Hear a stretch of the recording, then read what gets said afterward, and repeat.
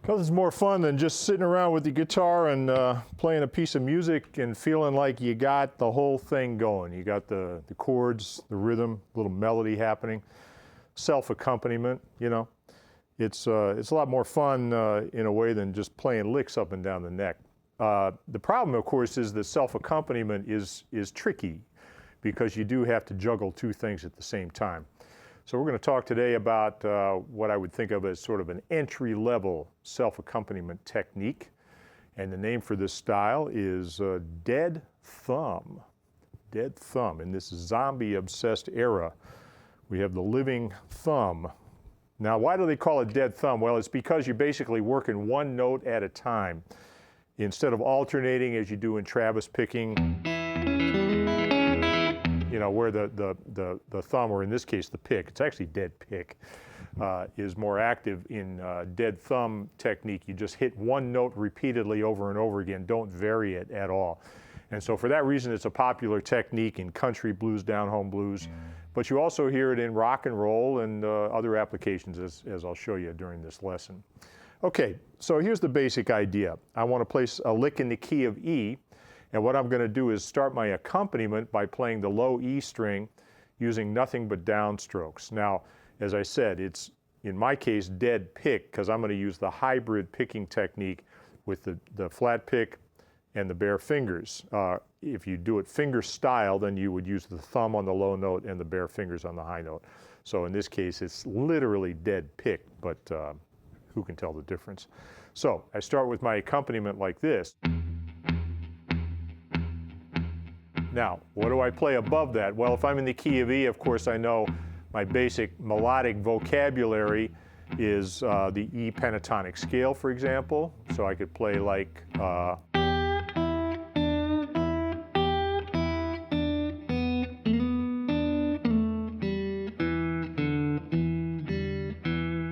I'm hitting a note in the melody along with every note of the bass accompaniment. Downstroke always in the bass, and then upstrokes with the fingers. And it doesn't matter if I'm using my second finger, my third finger, either one works depending on where the melody lays on the neck. So that's the basic idea there, minor pentatonic and sliding around and so forth. And this is a style that you might be familiar with from listening to guys like Muddy Waters, you know.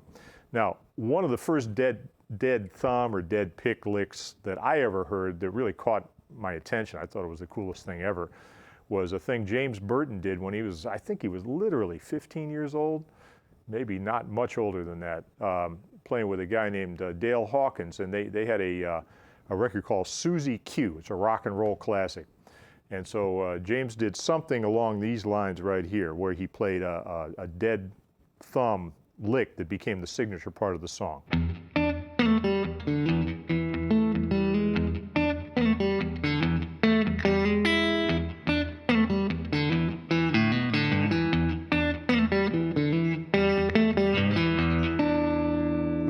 Now, I modified that a little bit, but the idea is very similar to what you'd hear on the Dale Hawkins record. Now, the idea there is the pick is constantly keeping that bottom pattern going, and you want it to be unconscious, basically. It's part of your muscle memory. You're not really thinking about it, and your attention is really focused on the melody. Now, the melody in this case, it's always a good idea to separate the melody, learn the melody first, then put it together with the accompaniment. When you try to do them both at the same time, it's pretty crazy. So the melody,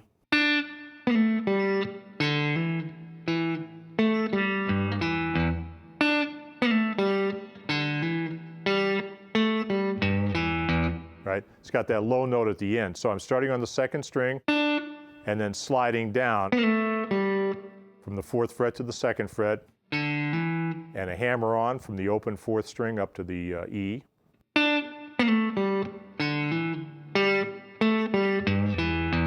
Right? Now, putting that together with the pick, the first thing I'm going to do is do it extremely slowly, like this. Right?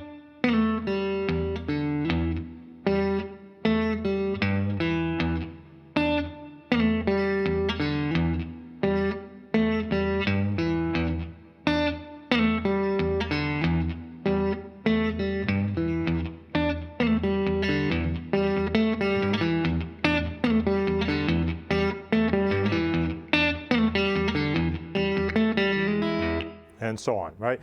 As you get the coordination together, then it's relatively easy to speed the thing up. But a lot of the coolness of this type of technique comes from the syncopation, where the melody's not exactly lined up with the bass pattern and you're hitting some of the offbeats. And that's where it takes a little bit of time to get coordinated. You're naturally going to want to adjust the bass pattern to fit the melody, right? The hand wants to move down and up at the same time. So you have to separate those two in your mind, play very slowly, and after a while the coordination starts to happen. So that's a pretty cool example right there. It's such a cool song, cool lick, great place to start your dead thumb explorations.